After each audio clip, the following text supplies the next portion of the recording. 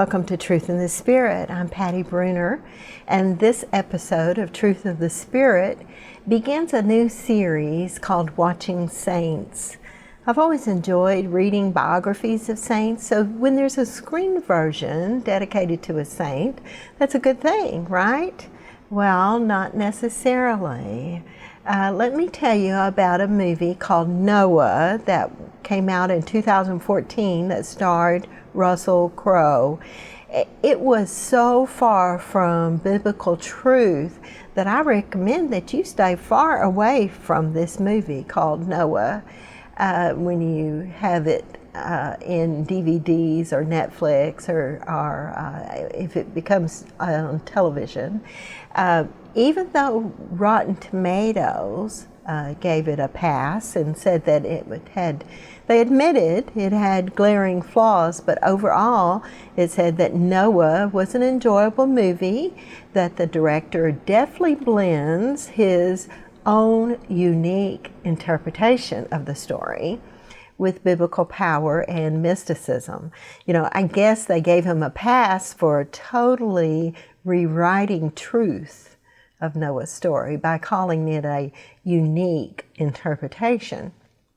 I felt it was such a misdirection of truth that I wanted to let you know about it, because he might as well have called black white and white black, if you ask me, because that's basically what he did. If you ignore my advice and watch this movie, I ask you to please, or if you've already seen it, please turn the Bible open to Genesis and read the truth. And the rating of this movie was PG-13, and the Catholic rating is for adults only. But if I had been on the review board, I would have rated it A4 for discerning adults, because it had such a departure from truth and it contradicted Scripture. In 1999, Jon Voight starred in the title role of Noah in Noah's Arc. Mary Steenburgen starred as his wife. The director takes a lot of poetic license to get the story told. One of the things it does that's totally outside of scriptural truth is that it adds several script characters floating outside next to Noah. And then these extra characters show that things are still evil in their boat, and God does away with them with a tornado. A spoiler alert. But it also gives suggestions on life on the ark while waiting for the floodwaters to subside. And one of the poetic license he takes is that he allows Noah and his family to go a little stir crazy while they're waiting on the waters to go down. But then God finds favor once again with Noah, because Noah whistles.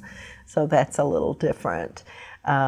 This rendition of Noah's story mixes up the Bible timeline a little bit. It shows that Sodom and Gomorrah was before the time of Noah, and those of us who've read Genesis know that Abraham has the nephew Lot, who lived in Sodom and Gomorrah, and Abraham is a descendant of Noah. So that being said, he did want to show some of the evil, and Sodom and Gomorrah is the biggest example of evil in the Old Testament. There's not a lot of detail on the evil that was going on in Noah's time, but we know it must be pretty bad, because we can look at some of the evil in our modern times, and the Lord has not sent a flood to destroy everything, and has not sent fire and brimstone to destroy cities the way he did with Sodom and Gomorrah. So, we just have to keep knowing that he allows for righteous men to survive these times. But it's always important to remember that evil is in the world and it is a destructive force, and that there is always hope when there is a righteous man who will listen to God and obey. You know, this version is rated for adults and adolescents, but again, know your timeline and realize that a lot of this movie is fiction. But you'll be filled with joy as they were in the movie when the rainbow appears and hope is on the horizon. There's also a good portrayal of Noah in a very old version of Noah in a movie that starred John Huston in 1966. John Huston also directed this picture, as he did many Westerns. Those of you who like Westerns will recognize the name John Huston. And it covers the first 22 chapters of Genesis, and it's called The Bible in the Beginning. I have another movie version in my cabinet called The Bible Genesis, the creation and the flood. But this is so boring that you may have trouble watching it long enough for the appearance of Noah. I figured out that this was an international version, and so they had very little dialogue, so it would be easier to dub it into the different languages. But you know, you can only watch so much desert sky and desert wind and desert sheep, you know, it just, that part of it just went on and on and on, and you end up saying, okay, Lord, hurry up, send the rain. You know, you're ready for the flood. But even though these movies are generationally challenged and old and boring, they are still better than the 2014 Noah movie that I considered blasphemous. Thankfully, it's very uncommon for a Bible-based movie or a saint-based movie to be that far off. Watching Christian movies about saints show us a witness that is worth watching. Statistics tell us that more people are affected by media productions than from the pulpit. I know in my own husband's family, the only Bible study they knew came from Cecil B. DeMille's 10 Commandments. In this podcast series, I hope to steer you towards the best witness of cinematic offerings, and I'll point the way when something is better just left unwatched. There's also a modern setting of the storyline of Noah used in Evan Almighty, released in 2007. In this, God contacted a congressman named Evan and tells him to build an ark in preparation for a great flood. It's a comedy, yet the bottom line shows how obedience to God gives, is always a good idea. You know, even when they sound off the wall. It also gives a little food for thought about how God might have helped Noah build the ark. Next, I want to talk about Joan of Arc, A-R-C, not A-R-K. And the first movie I saw about Joan of Arc was the 1948 version starring Ingrid Bergman. Now, Ingrid was 33 years old when she made this movie, playing a teenager, this teenager who died at age 19. However, the reviewers in 1948 didn't object to this. It was common, and it still is common, for older actresses to play teenagers. So Miss Bergman, she believed in this project so much that she was willing to use her own money to finance half the movie. And she was nominated for Best Actress, and the film won Oscars for Best Costumes and Cinematography. So you know this is a quality-made film. And it was one of the biggest hits of the year, but they spent so much money making it that it recorded a loss that first year. Now, I wasn't alive when this movie was first released, nor when it was re-released in 1950 with a full 45 minutes cut from the movie. I saw the edited version when it was broadcast on television in 1968, and then and several times after that. I believe you can watch it on YouTube now. But in 2004, after the movie was restored, a longer unedited version was released on DVD. And in 2011, it was broadcast on television on the Turner Classic Movies. You know, I haven't seen the longer version because by 2011, I had turned off my cable due to the blatantly pro-gay and sexually promiscuous programming. You know, I was safe for a while watching old movie channels, but then the gay rights marketing blitz on the classic movie channel started promoting original broadcasting instead of just watching the old classic movies that were much more morally designed. And so this advertising started going on for objectionable matter, even during family viewing hours.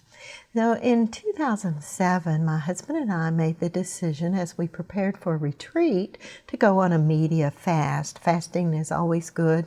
I have a podcast about the benefits of fasting. And so we went on a media fast. We turned off our television. We turned off our paper delivery, and to prepare for this retreat. And then we found that was so beneficial that we decided to just disconnect our cable. And during that time, we found a satellite service called Sky Angel that only had Christian programming and a conservative news network. And we were quite shocked when we began watching regular programming after that Sky Angel had to discontinue because the satellite service, television service changed so much, and so they discontinued in 2014. And when we started seeing regular television again, oh my gosh, we were shocked. It was kind of like the story of the frog in the water. You know, if you throw a frog in boiling water, it jumps right out. And that's the way it was whenever we would watch something that we knew was very objectionable on television or through the internet. But the rest of the people, it seemed like, had been the frog in the water that was started out cold, but gradually turned up until it was boiling, and the frog didn't jump out, but instead just sat there while it was boiled to death. And we realized that many of our family members have, you know, they don't see the morals questionable on what's on the viewing public today. So I don't know what else to tell you, but to step away from it a while and let your moral compass reset. You know, we still don't have cable at our house. We do use some antenna and some internet programming, probably too much. And one of my earlier podcasts, I told you about discontinuing Netflix because even though it had been given to me as a Christmas present from my daughter, I had started binge watching, and it caused me to do a spiritual backslide. There's so much good in media, but you have to really be a discerning viewer. So as I continue to review Watching the Saints, I'll use my watching experiences and things that come on the theater and DVDs and YouTube and formed.org. That is a great resource for Christian programming, not just movies and books, but also lectures and other things like that. I'll talk a little bit more about Formed in another episode. But I also have a large DVD library, and I still own a VCR. That really dates me, doesn't it? To watch some of my older movies that haven't been moved over to the DVDs or Blu-rays. Of course, the higher quality televisions, you can really see all of the flaws in those older films if they're not remastered. But I want to tell you also about I want to talk about Joan of Arc. Joan of Arc, that's the other saint I want to discuss today. And preparing for this, I had not seen the 1999 version Messenger Joan of Arc movie with Mila Jovovich that was rated R. Many years ago, we decided not to go to R-rated movies.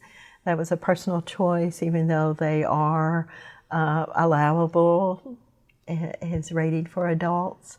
But we've been discerning that not to go to those because the language and situations are distracting for us.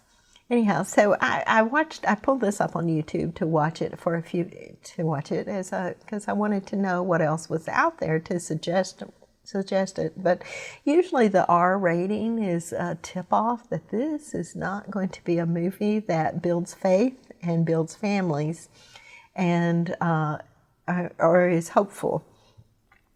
So the movie opened with Joan going to confession. Well, that sounds good, a young teenager going to confession. But then she had this darkly magical experience, magical rather than mystical. And then the sword appears, and then she's chased by these dark hounds and enters a burning village, and you don't know if she's having a vision of this or if it's real. And then all of a sudden it is real. And she comes upon her sister being chased down by marauding soldiers, and I don't want to get too explicit in this, but her sister dies and is raped. The R rating is very explicit. Something you can't unsee once you see it. So after another scene with Joan in the confessional, the movie then moves to a church where Joan grabs a chalice, pours in a wine, and makes her own communion. All right. Even an uneducated peasant girl like Joan knows that only a Catholic priest can consecrate precious blood. At this point, I turn this version off. 3 strikes and you're out. I probably... Anyhow, I turned to the Catholic News Service Media Review Office on the USCCB website and to see what they had to say. And their review said that a medieval action movie offers little insight into the life and times of a French teenager, and then who followed the voices she heard to defeat the English before being betrayed and burnt at the stake. Well, now that is the story of Joan in a nutshell. However, in this movie, the battle scenes are drawn on an epic but gory special effects, and it provides a picture of Joan as a political martyr. Well, she was a political martyr, but also that this movie shows her as less a saint than a hysteric, relying on heavenly visions of her own making. And so the much graphic violence, including the murderous rape, the occasional profanity, and a lot of rough language, they rated it a 4 for discerning adults. I'm glad I turned it off, but I should have gone to the Catholic ratings first. It's really sad to think that people who saw the Messenger story of Joan of Arc version and the Russell Crowe version of Noah, that they get a skewed account instead of truth. So, my friends, I want you to know the truth. I want you to watch the truth. because the truth is what sets us free and gives us the example of what God's love does for us. I've discovered that the ratings given by modern movies, by the motion picture industry, don't always give the truth about the moral objections to the screening. My fallback is the USSCB Movie Guide, and I'll put the link of that on my website, on the blog for this episode. The internet has placed the info at our fingertips, even for first-run movies and older movies available at other sites and DVDs and Blu-rays. And long before the movie industry rated their movies, the Catholic Movie Review classified movies as A1 for good for all audiences, not just children. Now, if you get a G rating, you think it's got to be a cartoon for children. But the A1 meant it was a good and wholesome movie for everyone. A2 meant that my mother would allow me to see it when I was a teenager. A3 means okay for adults. A4 means that discerning adults need to be aware that the movie has some moral flaws. Not just adult situation, but real flaws. And then the rating that it's the new rating is called L. It was formerly called O. You'll see both ratings on various Catholic review sites. But this means it was condemned. It was objectionable for all. And it remains an O basically for moral offensiveness. When I was a teenager, one year it was my job to look up the movies that were playing at our local theater in the published Catholic Movie Review list, and then list the review in our church bulletin. Our community took to heart how important these ratings were to protect our youth from seeing movies that were morally, not good. We lived in a little town in northeast Arkansas where no one saw first-run movies. We could wait until after the Academy Awards to know what was a hit, because none of the movies ever came to Pocahontas until after they had been given those kind of awards.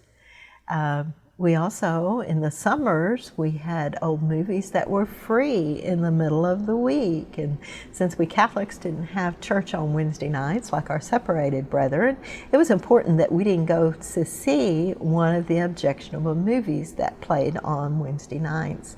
Even some of the Elvis movies that sounds funny now because the old Elvis movies seem pretty tame, but in those days, we were still a frog thrown into boiling water.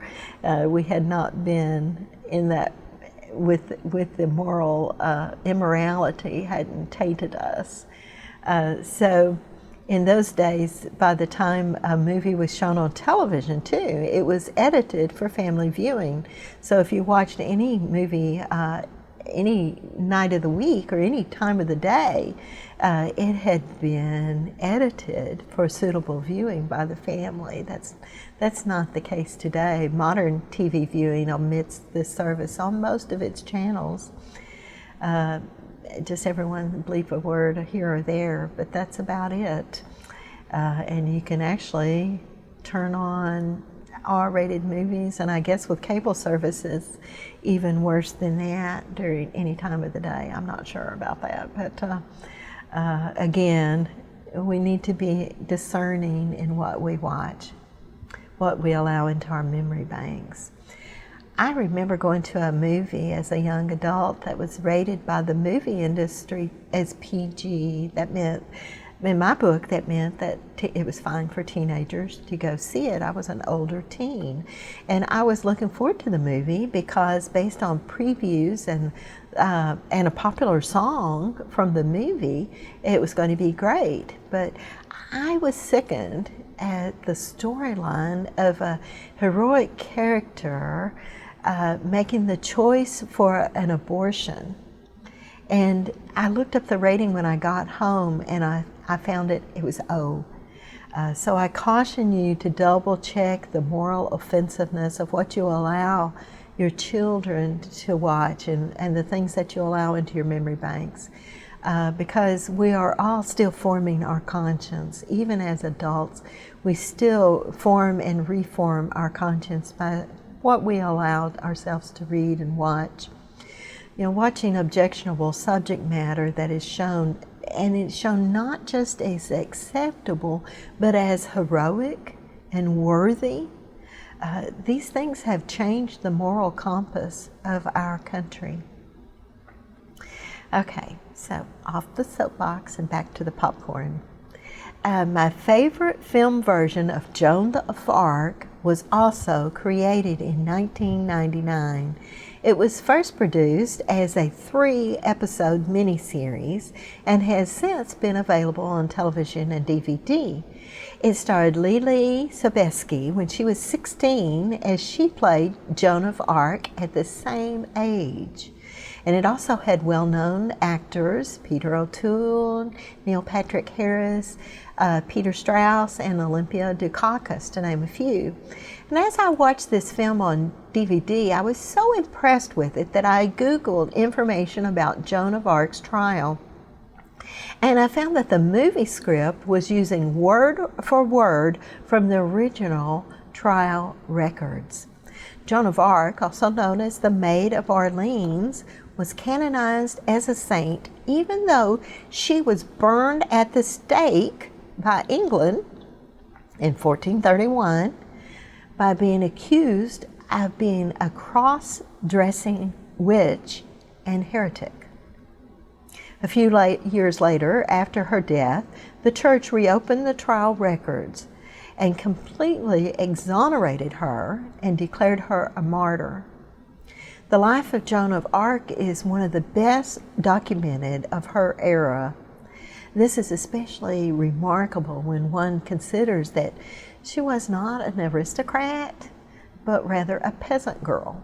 And this fact is due partly because of the trial records, and partly due also because the records of the later appeal of her case after the war. It was the 100-Year War. And then when her trial was investigated and its verdict overturned. So during the trial in 1431, a trio of notaries took notes in French, and they were collated each day following the trial session. So there was a lot of information there. And then about 4 years later, these records were translated into Latin, and 5 copies were made, 3 of which are still in existence. You know, the church has a lot of information, a lot of historical documents stored.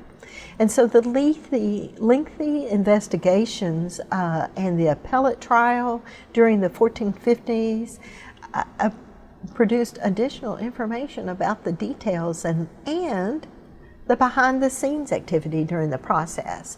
And because they questioned 115 witnesses during their investigations. And many of these were clergymen who served during the trial. And they gave vivid memories of the many incidents that are not recorded in the trial transcript. And it described how the English government had manipulated the affair. Much of this is included in the miniseries, so it's quite an historical document, this miniseries. Joan had visions of Archangel Michael, Saint Margaret, Saint Catherine of Alexandria. They were all telling her God's will for her, instructing her to support Charles VII to be crowned as King of France during this 100 Years' War with England.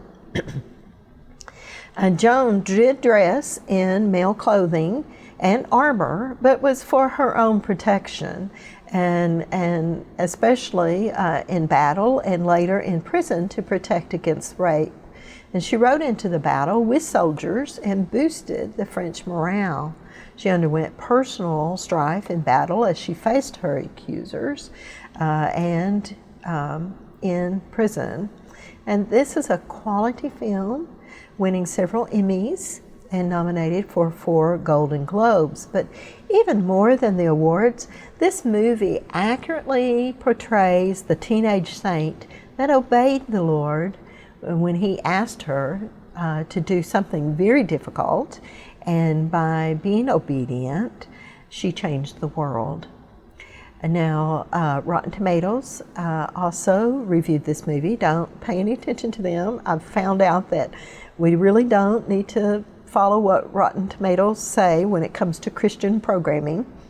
They gave it a very low rating of 10%, and they didn't like it because they said it was a literal interpretation of the oft-produced biography of the 15th century historical heroine Joan of Arc, which is exactly why I love it.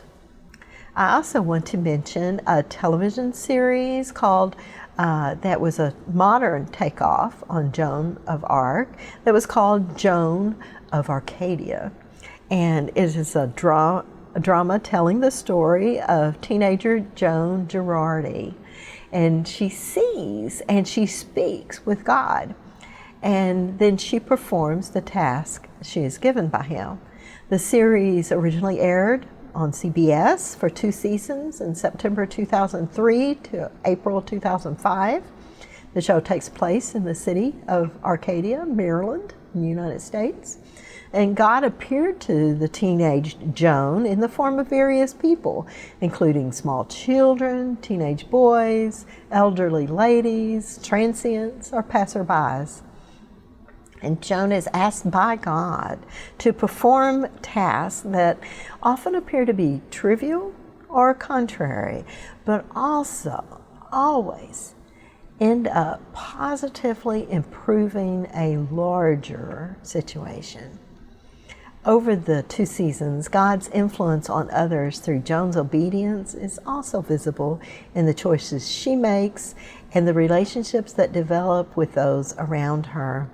She too faces those who cause her strife by their disbelief, and I'll let you watch the show. I won't give you a spoiler alert on that, what happens, but I have watched the series several times over the years, and I always wish it had gone just one more season to complete the storyline where Joan faces down another teenager who is led by darkness instead of God.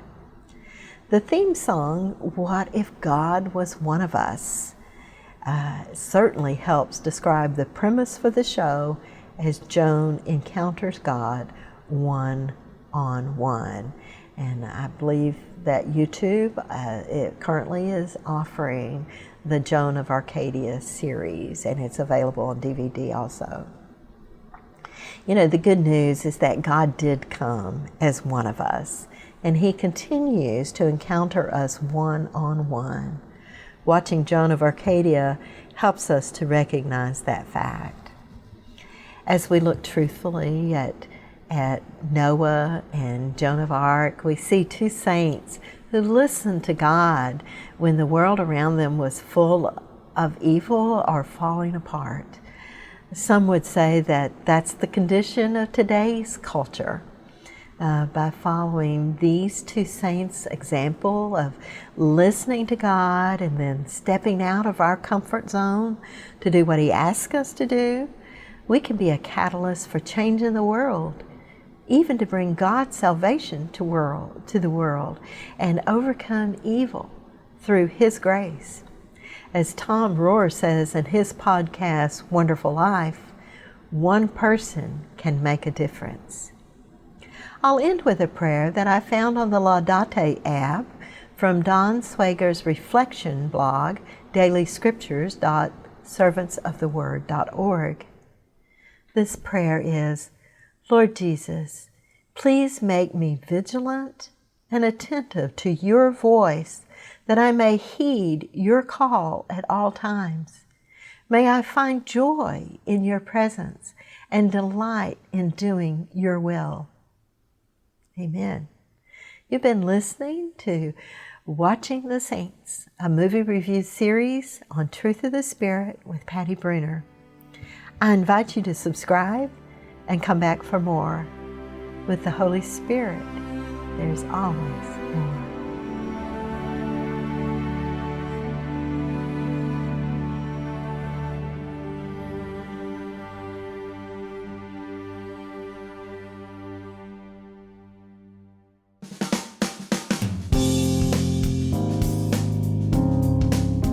This is the Padua Podcast Network. PaduaMedia.com.